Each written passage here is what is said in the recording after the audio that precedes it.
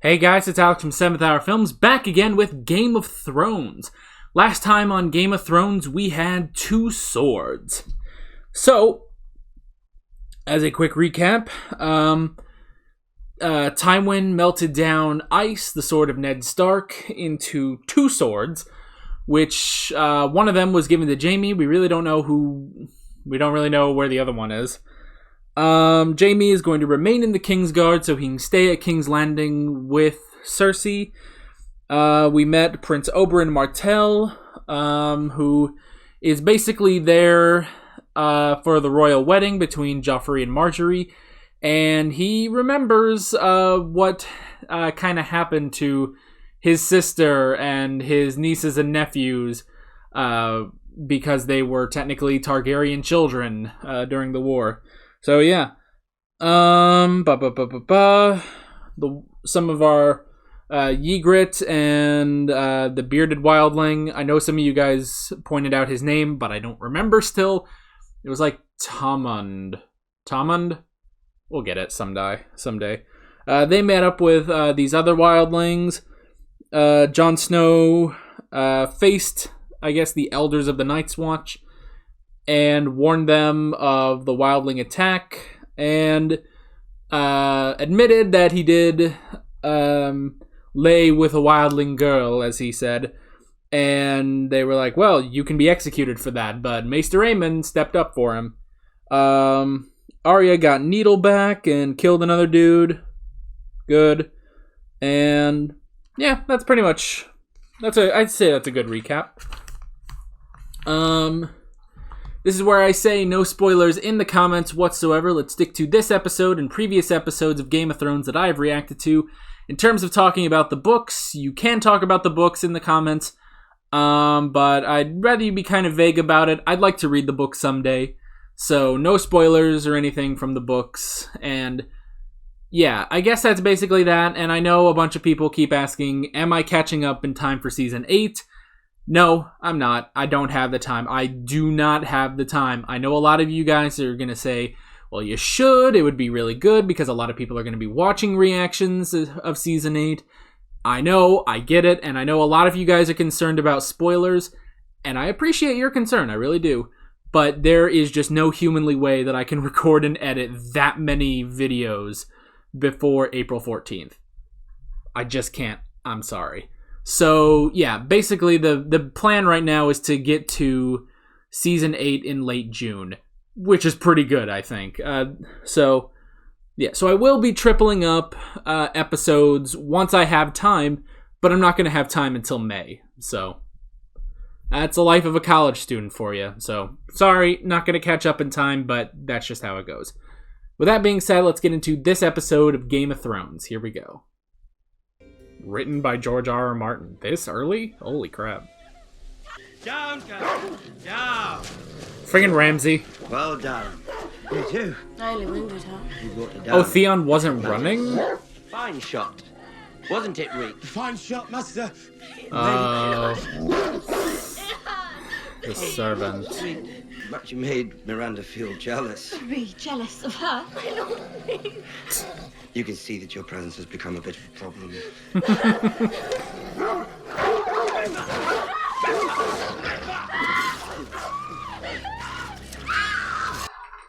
That's just completely unrelated.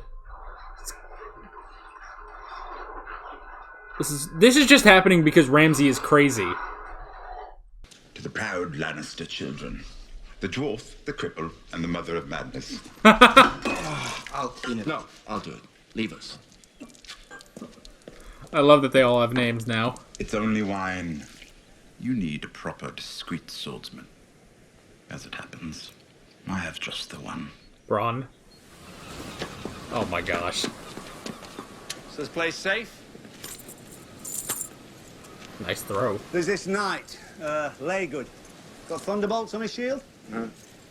Right here is where I fuck his wife. Wow. She's a screamer, that one.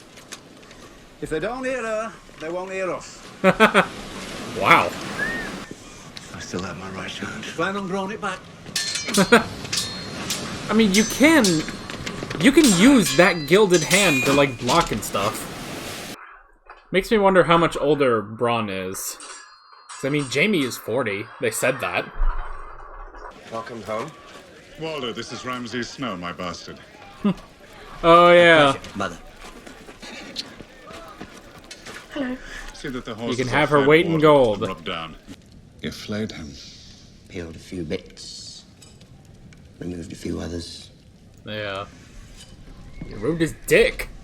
A nice, close shave.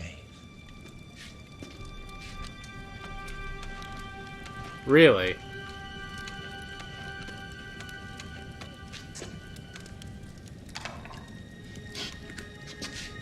He has every opportunity to slit your throat, and he doesn't.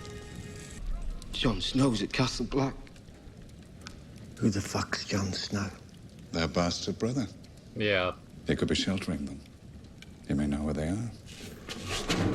The one person Even that if he doesn't know who doesn't. Jon Snow is. He's half Stark himself. Book?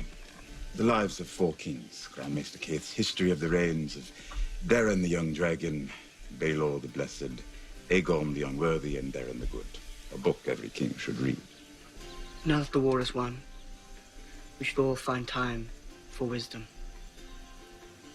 Thank you, Uncle. Yeah. That was nice.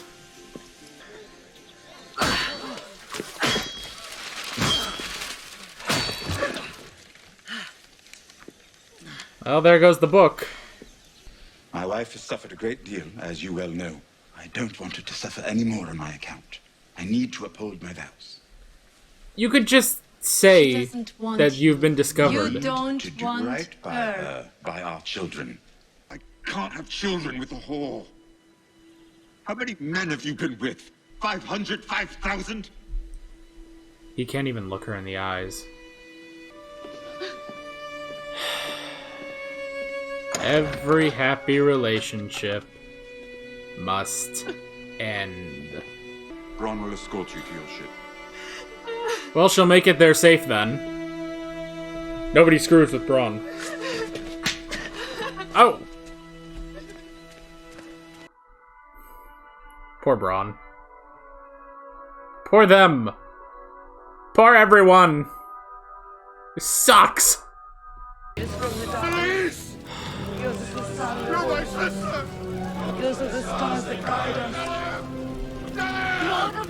Oh, that was his brother-in-law. Night is dark and full of terrors. You know what? I like the night. I don't like whatever light you're cooking up. Why else would the Lord of Light have seen fit to mark her face? She needs the rod. She's my daughter. You will not strike her. As you command. Perhaps the Interesting. Lady Melisandre could speak with her. Septons speak of 7 gods. There are but 2. A god of light and love and joy, and a god of darkness, evil and fear. Eternally at war. Oh, is this... Ugh. Is this Bran?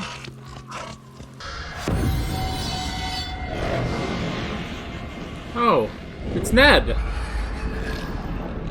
Look for me. Ugh. Oh, that was part of Daenerys' vision. Whoa. That's a dragon.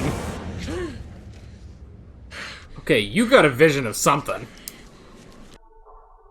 Okay. Time for the next wedding.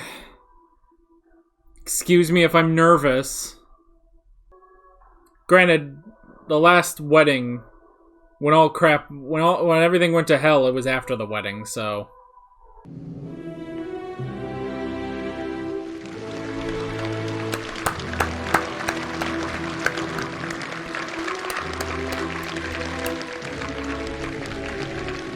Everything's good.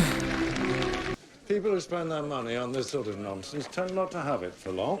You ought to try enjoying something before you die. You might find it soon. She's gone. I know you don't want to believe it, but she is. Now, go drink until it feels like you did the right thing. Yeah. But this feels like this is the point where something could go bad. Hello. Hello. Not you. Bring it Oberyn. He might be able to afford to bring you to High Garden for a visit. Now that peace has come and all is right with the world, it would do you good to see some of it. Actually, yeah. Why don't you take a vacation for a bit, for like 5 years, and until you can get away from everything? Everything is going too smoothly. King Joffrey has decreed that the leftovers from our feast be given to the poorest in his city.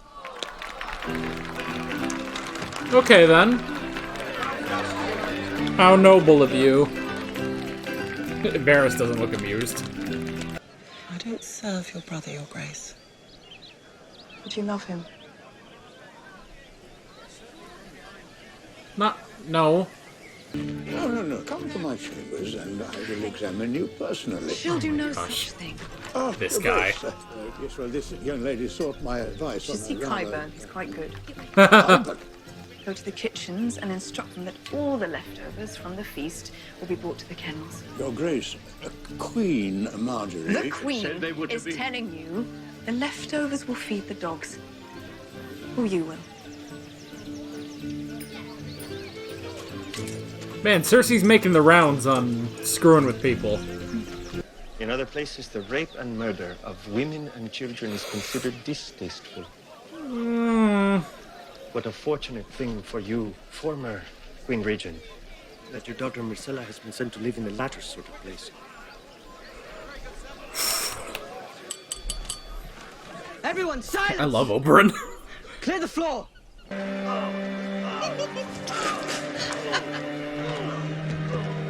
It's not that friggin' funny.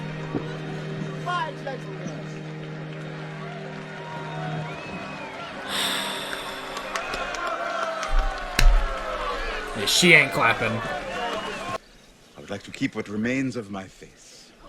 I think you should fight him. This was but a poor imitation of your own bravery on the field of battle. Ooh. I speak as a first-hand witness. Climb down from the high table with your new Valyrian sword and show everyone how a true king wins his throne. Turn it around on him. Though.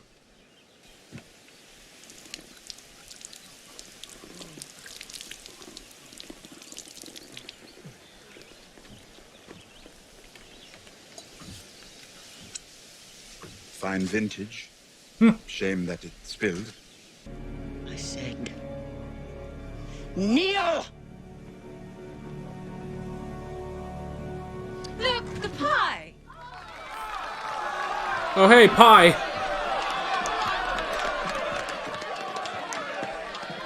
Oh, Marjorie with the save. No, you'll wait here. Something was in that pie. Oh. Oh! I think it's a bit more than choking. Come with me now. If you want to live, you have to leave. Oh, Sansa, just go. Ugh.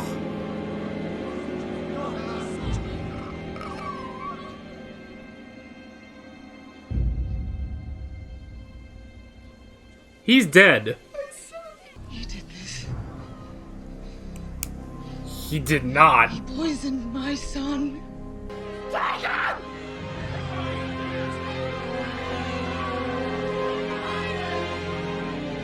Well. And then there were two. Although not.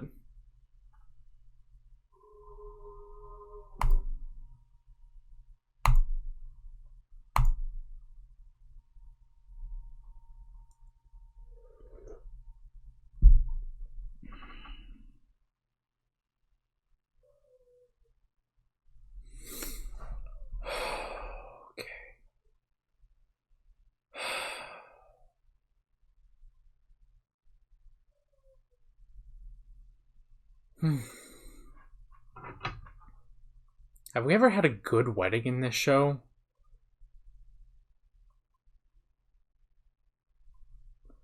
Robin Talisa. It's just that it didn't end well. But the wedding itself was okay.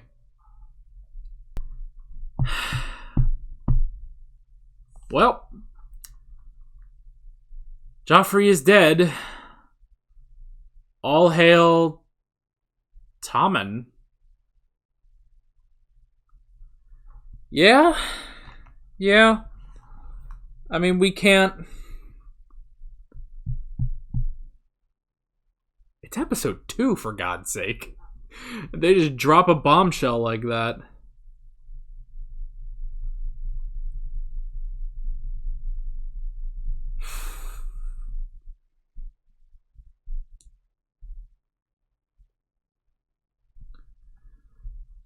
It's not... Alright, so we lost another king.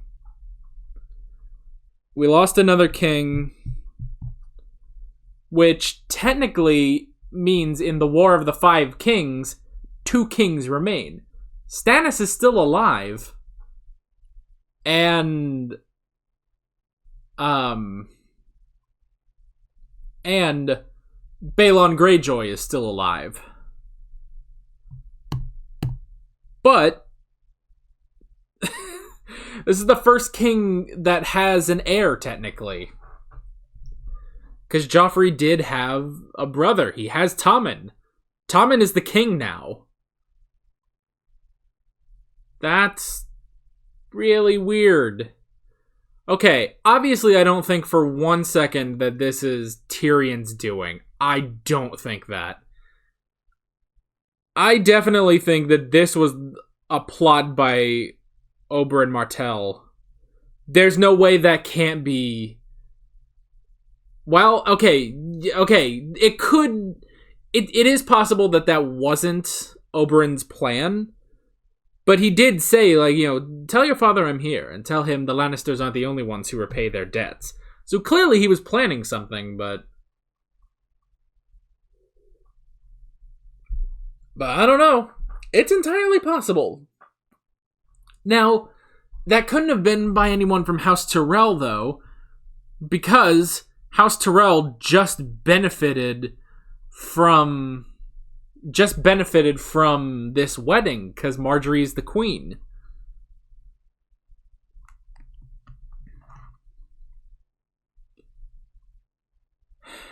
I don't know how to feel about this one, actually. It's a little tricky, because on the one hand, it's like, oh man, we just watched him friggin' die, and that's crazy. And it kind of gives me a pit in my stomach, but at the same time, because this is like one of the most gruesome, I think. Like, you know, Renly was stabbed. Robb was stabbed and shot a couple times, but this was poison. You saw, like, all of it just drain off of his face. It was insane.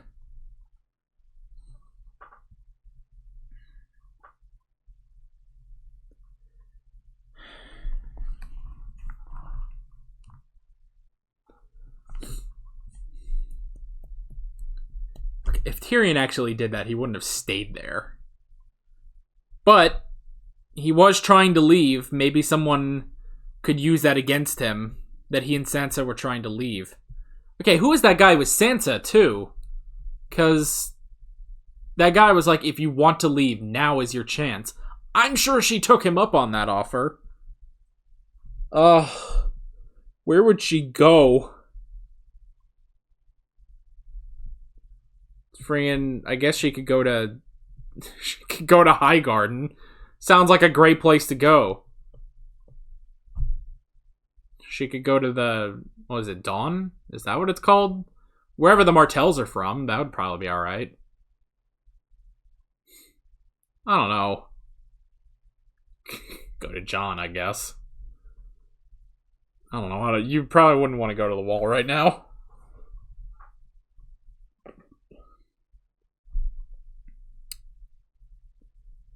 He's just dead, which on one level is satisfying, especially because they really hammered on him being just the biggest prick in this episode, and all of it directed mostly at Tyrion, basically, because he despises Tyrion.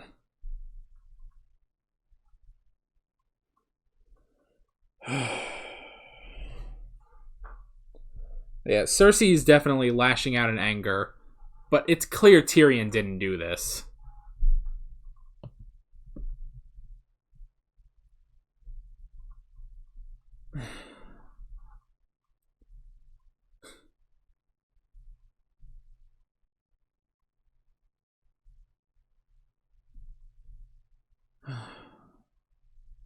I don't know. I'm starting to feel a little bit better now. Because, like, okay, when the episode ended, I was like, oh man, this is crazy. I'm like, it's like, I'm not sad, but there's something, I feel something. And I think that's just because that was just like leftover anxiety from this episode. Because that entire time, like, my heart was beating all the way. Like, it was crazy. Like, boom, boom, boom, boom, boom, boom. My heart is racing.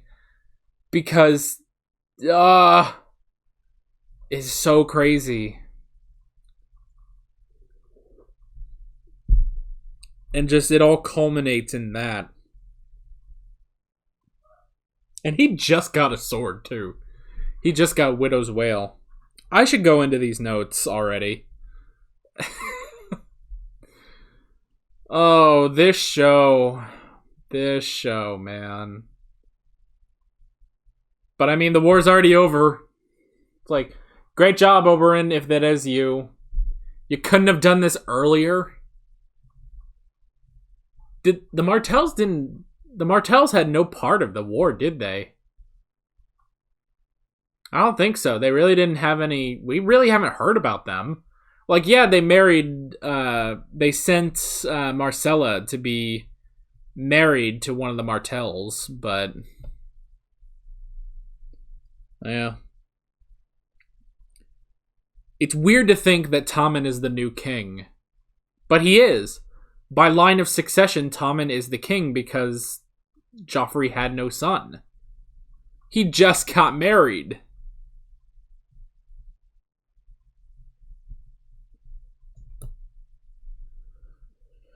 Okay, first thing I wrote down was training. Yeah, the first thing I wrote down was training. I like that. I like the idea that despite the fact that Jaime's been doing this, he's been a Kingsguard for 20 years, I think.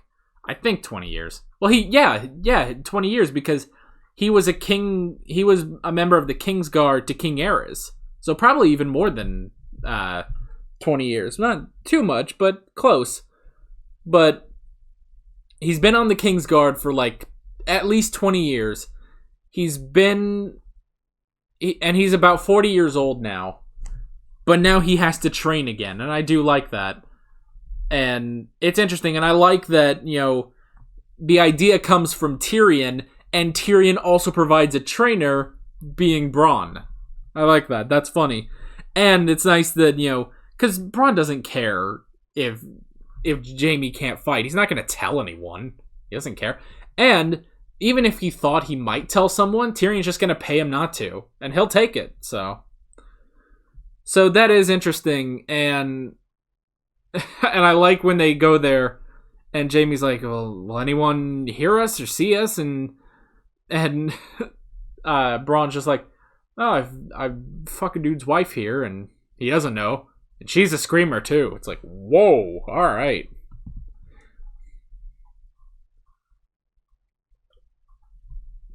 If they can't hear her, they can't hear us. It's like, well, that's a decent line of reasoning. I wrote down Bolton/Reek. So, Roose Bolton actually didn't approve of what Ramsay had done to Theon. And mostly because, and it's not just because he doesn't approve of the torturous things that he did. It's mostly that he needs Theon. He knows he can use Theon. He knows he can use Theon, but it doesn't work if he's Reek. Yeah, it doesn't really work if he's Reek, And, you know, he's missing some parts, if you know what I mean. So, yeah. It doesn't exactly work, but at the same time he does, I don't know. It's not even that he's fully like disappointed. I will say he seems to have more of a relationship with Ramsay than Ned had with Jon. But then again, we didn't see any of that with Ned and Jon. It's like here we actually see, like, you know, Roose Bolton gives Ramsay stuff to do. You know, when the Ironborn took the North initially, it was Roose Bolton who suggested that Robb let his bastard retake the North, and that's true, and that's how Ramsay became Lord of the Dreadfort. So, and I guess the whole thing where I said, like, you know, oh, well, he seems to have more of a relationship than Ned had with Jon. It's like, well, we didn't see them together that much.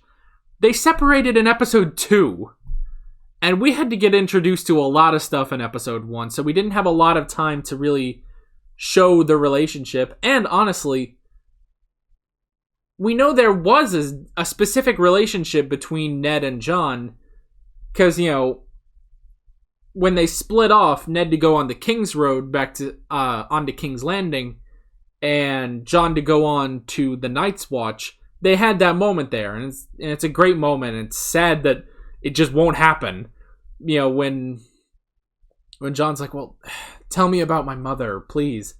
And Ned's just like, look, when we see each other again, I'll tell you about your mother, okay? And then they never saw each other again. But so maybe my statement of they have more of a relationship, Roose Bolton and Ramsay, it's not true. All right, just had to kind of work that out on camera. That kind of reminds me. I've been loving all your comments on the Red Wedding. It's been some of my favorite crap. Not that you've been writing crap comments, I'm just saying it's been fun reading all the comments. And I remember one person said, like, you know, it's nice, like, this reaction's nice because normally people like they come back a week later and talk about their thoughts. Like, you just say all your thoughts immediately after watching the episodes. Like, well, that's how I got to do it. Like, if people take a week to process, I process everything on screen. So that was sort of that, processing everything. So that's my excuse for that.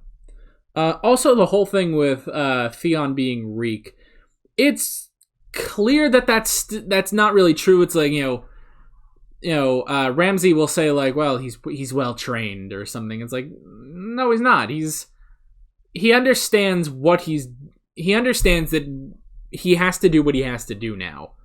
You know, he could easily slit Ramsay's throat, but then there's a bunch of people there that could easily kill Theon. And you can kind of see that, you know, when he's shaving Ramsay and Ramsay says, like, oh yeah, Robb Stark is dead. My father put a dagger through his stomach or something. And you can see all that anger just piling on onto Theon. But he remembers that he just can't make a move right now. He's completely outnumbered and outmatched. So he just keeps going. And that's why he's saying, yes, master, yes, my lord, and stuff like that. And he'll say, like, you know, yes, my name is Reek. But I think it's all because he knows he has to keep it up in order to survive right now until his condition can improve, basically. So I'm sure in his head, he, like, maybe that may be the thing, is that the only thing keeping him sane is he just keeps thinking in his head, your name is Theon Greyjoy. At least that's what I would think. You know, that's what I would think too. You know, if I was in that situation, if I was Theon Greyjoy, that would probably be the focal point to make sure that I stay sane in all this. You know, after my dick's been cut off and I've been tortured, is my name is Theon Greyjoy. Makes me hope that Theon actually kills Ramsay. And like right before he kills him, he says that. It's like, my name is Theon Greyjoy. And he just kills him. Yeah, he goes, right there. He'll just say that. This has been a fun discussion already. Wrote down Widow's Wail. Screw it, we'll send it to... Guess it's Tommen's sword now. Screw it. I don't fully understand the name. Why is it called... Oh, well, okay, now I get it. I was like, I don't get it. And I was like, wait, no, I remember that I got it. Because I was like, Widow's Wail, that's weird. And it's like, oh, Widow's Wail because he'll use that to kill a bunch of husbands. And their widows will be wailing because he killed them. So, yeah. He broke the book. Right after a good moment, too, where he's like, we are now at a time of peace. It will help us all to have some more intelligence. To gain more knowledge. And it's like, okay, that's a good moment. It's like, good on you, Joffrey. Like 5 seconds later, like not even like a minute later, boom, right onto that book. It's like, okay. I wrote down Tyrion/Shay. Oh, do you think she got away? I mean, Bronn was very, like, specific. Like, I got her onto the ship. She was safe on the ship. I saw the ship leave. And anyone who's following me, they're not going to follow anyone ever again. And Tyrion was like, someone was following you? And it's like, don't worry about it. She's okay. Ooh, I don't know. If this were any other show, I'd be like, yes, she's safe. She's fine. Don't worry about it, Tyrion. She has been written off the show now. We don't have to worry about her ever again. But no, I got a feeling, I have a hunch that this won't work out for her. I wrote down Bran/Summer. That is interesting because it must feel so liberating to him when he takes control of Summer. Because, I mean, he's a cripple. He's been a cripple since episode 2, basically. You know? And he has been just confined. He can't move his legs at all. If he wants to go anywhere, and I mean anywhere, he has to have Hodor carry him. So, yeah, I bet it does feel liberating when he takes control of Summer and he just runs everywhere like a direwolf would. But he can't just keep doing that because eventually he's just going to become a direwolf. He's not going to remember anything. He's not going to remember his parents, his family, Winterfell, any of them. Nothing. He's not even going to remember who he is. So I did like that. That yes, it does make sense that he feels so liberated by this, by taking control of Summer, but he can't keep it up, basically. He can't just do it whenever. He has to have his own limits. I wrote down Vision. That was an interesting vision. He got some flashes, sort of like, it seemed like like below Winterfell. We saw that a bit in season 1, the lower section of Winterfell, the crypt or something. Yeah, so he got a little bit of that. He saw a little bit of that. He saw Ned. We actually saw Ned. That was awesome. The most we've had was, I think, in season 2. Or no, maybe it was the beginning of season 3 when we heard Ned. Like, they brought in, like, an audio clip where it's like, and which of you was an archer at 10? Or was a master archer at 10 or something? A marksman, I think. And it was awesome because we just got to hear him again. This time we actually saw him a little bit. So yeah, that's cool. But then, okay. Hold on. He saw a bit of Daenerys' vision from the end of season 2? Season 2, yeah. He saw a bit of Daenerys' vision. Like, he saw the throne room, the Red Keep, but there was just snow everywhere. He saw a lot. I think he saw... Well, he definitely... Okay, so there was one shot, and I thought this was Marine at first, but it was a shot of a city, and you just saw the shadow of a dragon fly over it. Like a fully grown dragon. It's like, oh my gosh, what is that? And then, after his vision, he's like, I know where we must go. And then it cuts to that city, and I'm like, oh, is this Marine? Is this where we're going? Is this Marine? And it's like, no, it's not Marine. That's King's Landing. Bran is having a vision of Daenerys basically going to King's Landing. Or just a dragon. It has to be Daenerys. That has to be Daenerys. So he has a vision which is also tying itself into Daenerys' vision.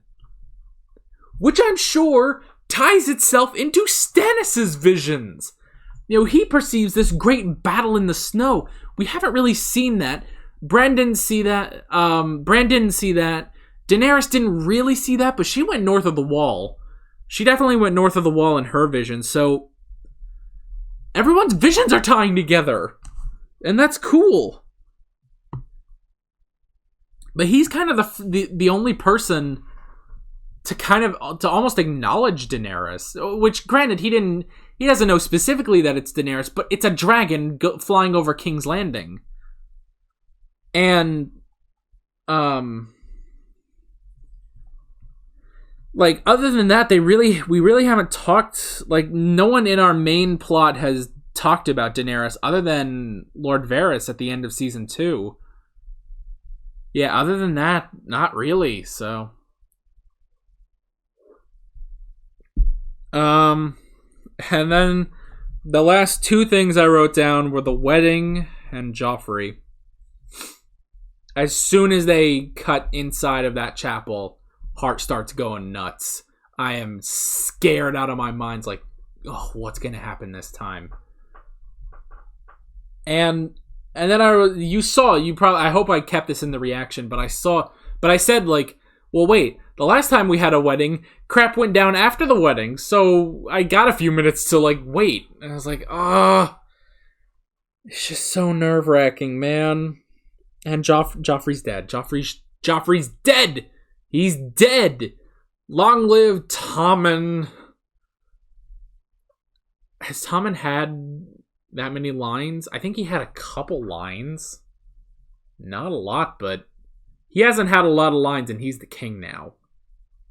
He is the king.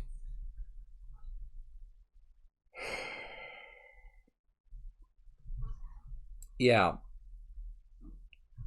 Tommen is the king. Joffrey's dead.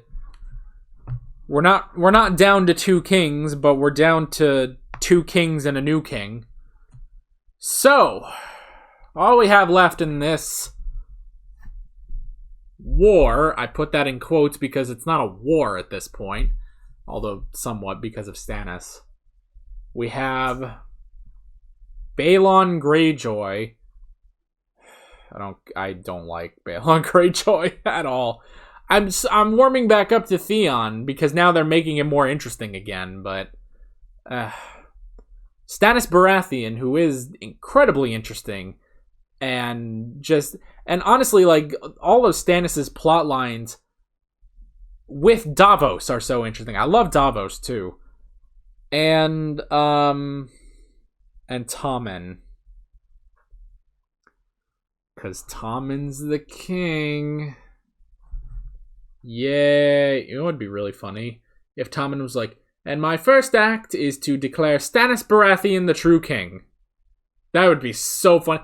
They're never going to do that, but that would be hilarious if that was the case. And then, technically, the War of the 3 Kings and the Queen. The Queen of Essos? Essos? Is it Essos or Essos? Because I watched the lore video for season 3, and I think Jorah pronounced the Essos, but it's probably a tomato thing. Not that anyone says tomato. And if you do say tomato, please like, comment, and subscribe. This has been kind of a weird discussion. Yeah. Guess we'll see what happens next time. Can't wait. God, that was like episode 9 all over again. With all that being said, I'm Alex from 7th Hour Films, and I will see you guys next time. Take care. Hey, guys. Video's still going. It's the next day, and after I filmed my video, after I filmed this video, I was like, there's actually a couple more things. Like, I kept thinking about the episode, and there's a couple things that I just wanted to discuss really quickly, just sort of tack on a little bonus discussion here. And this also sort of stemmed from, occasionally, it's not often that I actually do this, but sometimes after an episode of Game of Thrones like this, I will actually go over to Blind Wave, their original reaction series with Eric and Calvin. Very great, very insightful reactions, especially because Eric has read the books and stuff. So, got me thinking. I wrote down a few more notes that we're going to talk about. Just some stuff, that I just kind of feel like talking about. So, let's go ahead and get in that so that this doesn't take up way too much time. The first thing is why Stannis burned his brother-in-law. And I didn't really think about this at the time, but a good point is that the reason they did this is because they had to make some sort of sacrifice to the Lord of Light. There's no doubt about that. They've said that, they've been saying that, and that was originally going to be Gendry. But Gendry's gone. So it's interesting that, because, the Lord of Light wanted Gendry dead. For some reason, we're not really sure why. They never really say why. But all they say is he has to die. In order for... basically, that's just what the Lord of Light demands. But the problem with that is that Davos let him go, obviously. So, without Gendry, they don't have anyone to sacrifice to the Lord of Light. They can't sacrifice Davos because the Lord of Light does need Davos. So, I just thought that was an interesting thing that I didn't quite pick up on in the actual reaction, is that he was burning... And not only his brother-in-law, there were like 3 or 4 people that they were actually burning alive, but that's why, is they all seem to be kind of like makeup sacrifices to the Lord of Light. Like, I guess maybe, like, when you think about it, like, the 4 of them make up for not having Gendry be the sacrifice. So, that's really interesting. The next thing I wanted to mention was Stannis' daughter, which, again, is another thing I missed. This happens, but I wanted to... again, this is basically, like, these are things that I missed, that I know people would bring up in the comments, like, you missed this, and it's like, okay, well, let's go ahead and discuss these now, because I'm probably not going to discuss a lot of them. I'm not going to go in-depth on these next time. So the next thing is Stannis' daughter. Very interesting, once again. He seems to be very protective of his daughter, almost. Kind of. And they kind of say, like, well, it was the Lord of Light who gave her that mark on her face. Whether you buy into that or not, who knows? It could have just been an accident. We don't really know why her face is like that. It just sort of is. So, but the Queen does bring that up. It's like, the Lord of Light chose to do this to her.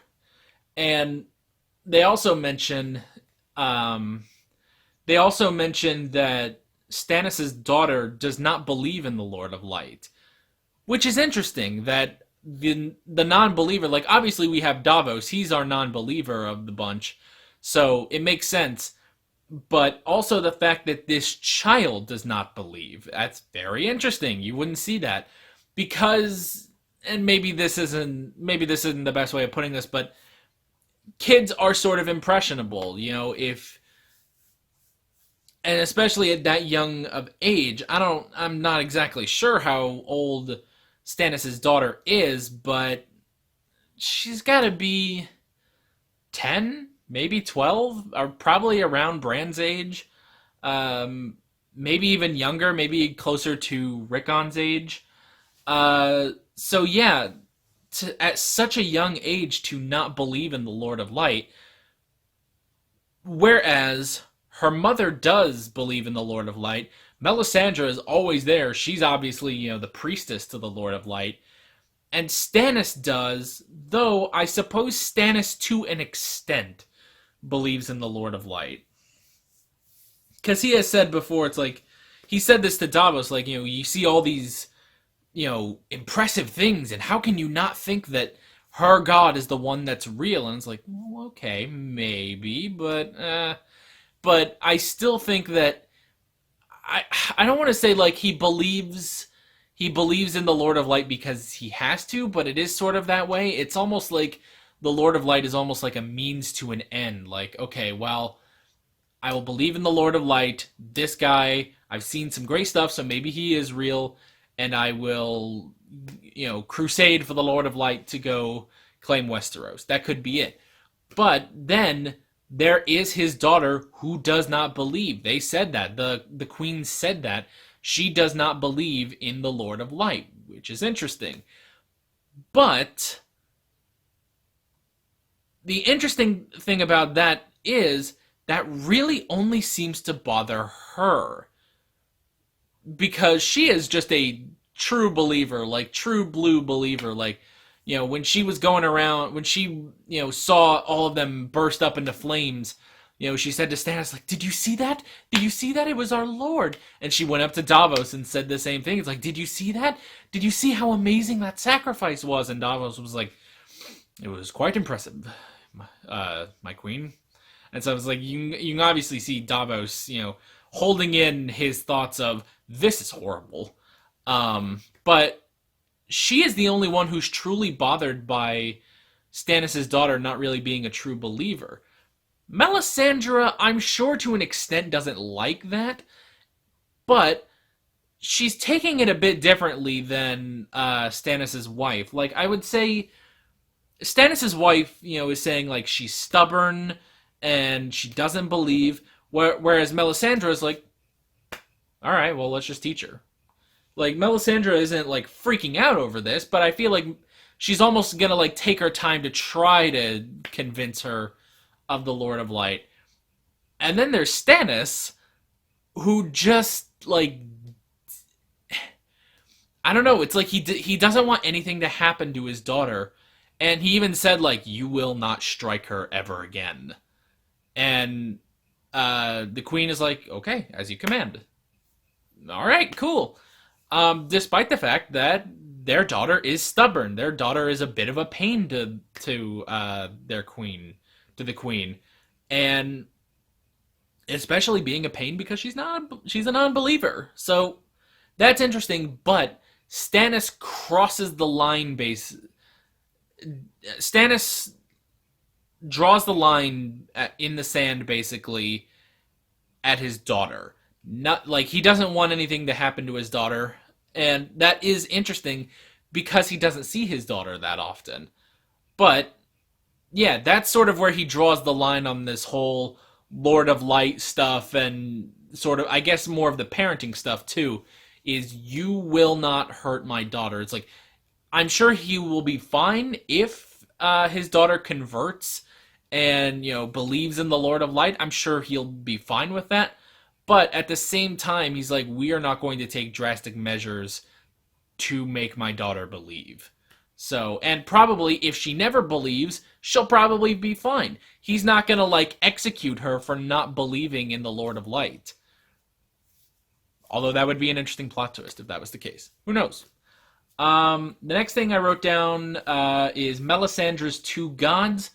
That is interesting because, she mentioned the Lord of Light, obviously, as one of the gods that she believes in, this Lord of Light and goodness and peace and harmony. And then there's the wicked god. It's very Christianity or I guess sort of Judaism, I guess, where it's like you have God and you have Satan. It's very much like that, although she does reference this other god as being a god, not just some sort of devil. My hair is parting weird today. It parted weird yesterday when I recorded the video too. Anyway, so she does technically believe in two gods, one that's good and one that's evil. It's just that she's following the good one, not the evil one, which is interesting. And you could almost sort of tie that into, God, I hope I don't butcher his name, Sirio Ferrer, Arya's, dance instructor from season 1, because he said, there is only one god, the god of death. So you could almost sort of play that in. It's like, well, maybe that's the same deity. It's just that Melisandre also believes in the Lord of Light. So just an interesting little side note I thought I would talk about there. The rest of this all concerns the Purple Wedding, as you guys apparently call it. You guys apparently call it the Purple Wedding, which is funny. And I think, so is it necessarily like, I sort of get why it's called the Purple Wedding, but it's like, is it specifically because that's what his face was, or the poison? And it's like, or both. That'd be funny too. But yeah, I know that it is. You guys, a lot of people refer to this as the Purple Wedding, whereas the last one was the Red Wedding. Very clever. I like we're assigning colors to weddings. All right. So I've got 4 quick notes that I'm going to try to go over here quickly. I hope. I wonder, this might be the longest reaction video I've put out where it's just me, because the video where me and my dad watched the Daleks from Doctor Who, that's over an hour long. This, I'm wondering if this is the longest solo video that I've done for reactions, I guess. So 4 notes for the Purple Wedding. First off, Cersei's a jealous bitch, isn't she? Like, holy crap. First off, and not just the jealousy, but, okay, first off is when she was talking to Pycelle.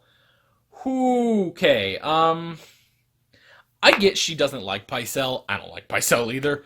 And she has, like, a vehement hatred for Pycelle.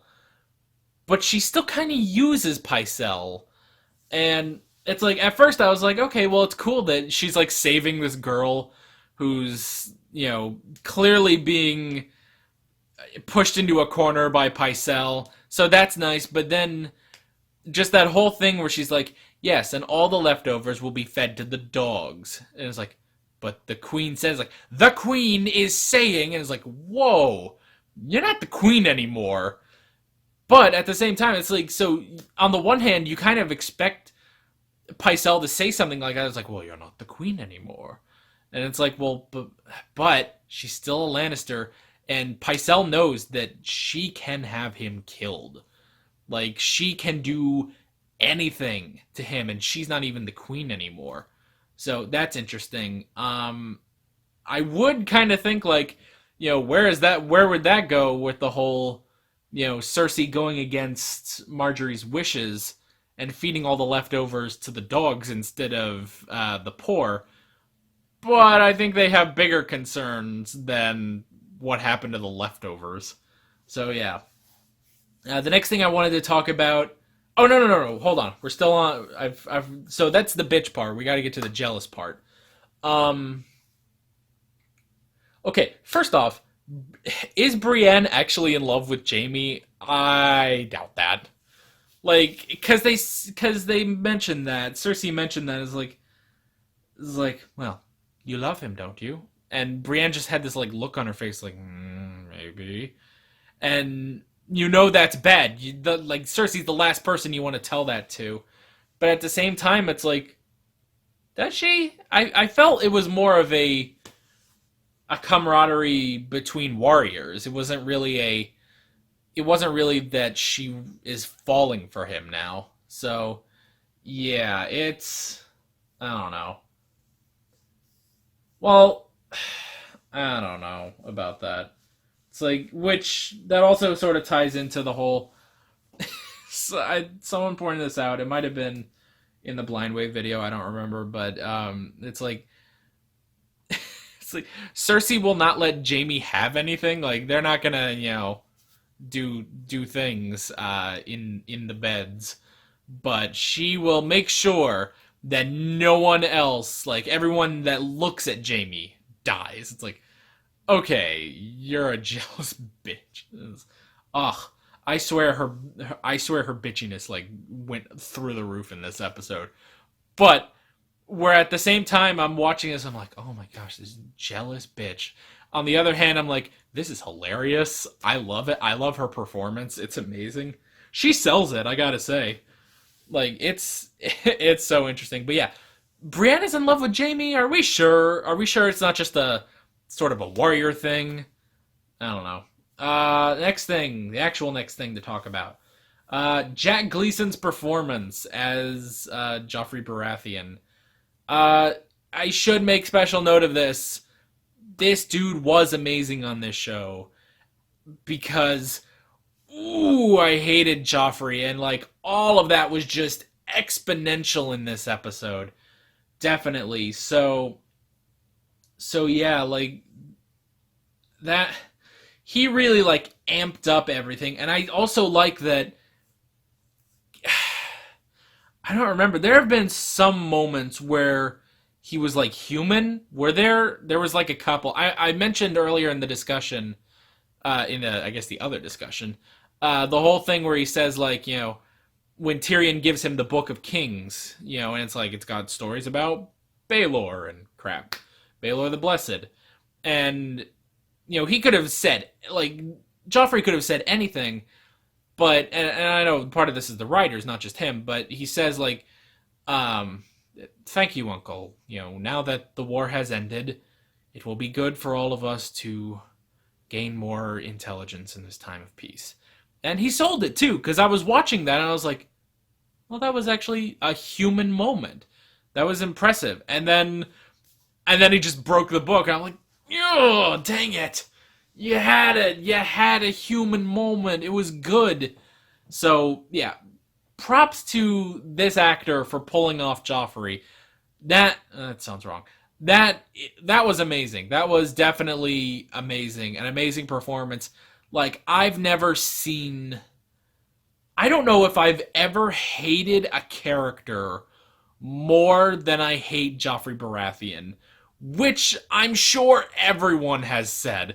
That is, you know, one of the things you hear about Game of Thrones when you go into it. And I said that from the beginning. It's like, I know there's this character named Joffrey, and everyone hates him. That's all I knew. And then I watched the show, and it's like, yep, hate him too. He is horrible, but that guy sold it, and that's interesting. Now, it's going to be hard if I ever see him in anything ever again. I'm really going to have to put it past me that he looks exactly like Joffrey. So, yeah. And then the next thing I wrote down was The Man with Sansa, because I asked this earlier in the discussion, actually. I was like, who was that guy that was with Sansa who was like, come on, if you're going to leave, we got to go now. It's like, this is your only opportunity to escape. And I figured it out. It's Ser Dantos. The guy who, at the beginning of Season 2, for Joffrey's name day, he was almost basically wine-boarded, technically, because Joffrey was just gonna, like, drown him, you know, force all the wine down his throat and kill him, but Sansa saved him. And then, after that, I think it was last episode, when, he gave her the necklace, like this last little thing of his name, basically, the last of his family, the last thing he ever cared for was this necklace, and he gave it to her. And he was performing during the wedding, or I guess the reception, technically. And he was like juggling, and they were laughing about it, and Joffrey was like, this fool, everyone throw crap at him. And but then that was him at the end, who, when Joffrey was, you know, dying, and all eyes were on Joffrey because he was dying, Dantos went to Sansa and was like, if you want to get out of here, now is your chance. Come with me if you want to get out of here, basically. So that's interesting, and I actually don't know what happened. I don't know if they ever, like, panned that far back.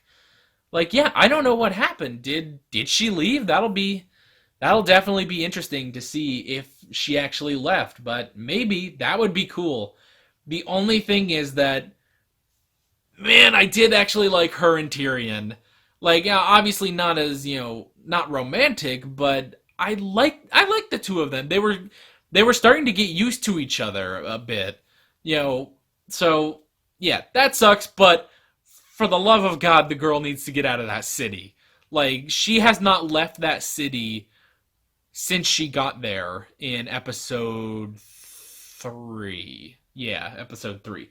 She has not left King's Landing since then, so she definitely needs to get out of there. So, and we'll see what happens with her and Dantos, if they did escape, and what happened to Tyrion, because they all think that he did it, which I suppose is still possible. There's still a mystery on who actually poisoned Joffrey. And then the last thing I have on here is technically Melisandre's plan from the end of season 2 or the end of season 3 is going off. The whole thing with Gendry was that she took his blood, King's blood, because of Robert Baratheon, and took it through these leeches, and Stannis threw each leech onto the fire and was like, the usurper, Robb Stark, the usurper, Joffrey Baratheon, the usurper, Balon Greyjoy, because they were the 3 remaining kings. He's already killed Renly, obviously. So now Robb Stark is dead and Joffrey is dead. So technically Melisandre's magic and the power of the Lord of Light is here. Again, whether or not the Lord of Light is actually real, we don't know, but that worked. The leeches worked. Robb Stark dead. Joffrey Baratheon dead. Next up is Balon Greyjoy, which I'm going to be fine with. I don't like any of the Ironborn. I'm warming back up to Theon because, he's being put through hell by Ramsay, but I find the Ironborn to be very, very annoying. So I'll be alright if Balon Greyjoy goes. But now the thing about that is that the leech worked. The leech did, if you look at it like that, okay, the leech worked. Joffrey's dead. Tommen's taking his place, though. Like, how does that work? Like, did they now have to put in Tommen Baratheon? It's like, okay, well, what do you do then? Does the throne pass to Marcella then? Joffrey doesn't have any more heirs after that. So yeah, you might, but they don't have any more blood. That's the next problem.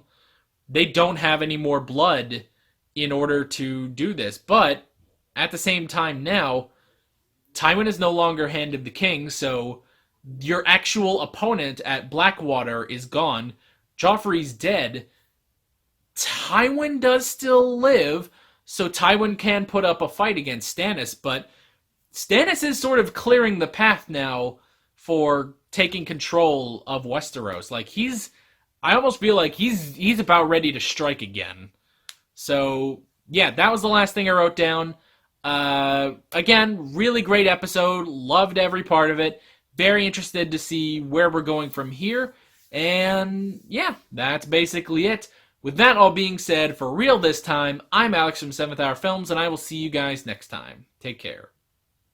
Alright guys, thanks for watching this video. If you want to watch more of my Game of Thrones reactions as I adjust my hair, you can click on the playlist.